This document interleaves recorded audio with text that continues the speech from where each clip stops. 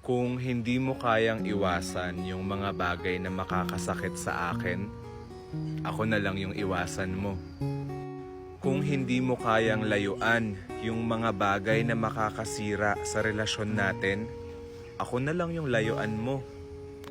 Kung hindi mo kayang tigilan yung mga bagay na ikadudurog ko, at ako na naman yung mapupunta sa sitwasyon na dehado ako, aba, itigil na lang natin to. Nakakapagod na kailangan ko pang ipaalala sa'yo para magkaroon ka ng pake. Na kailangan ko pang sabihin sa'yo ng paulit-ulit para magkaroon ka ng konsiderasyon sa akin na partner mo. Ang magpartner, nagtutulungan, hindi nag-iiwanan. Kaya kung hindi mo ko kayang tulungan, tapusin na natin to. Gets mo? I love you, baby.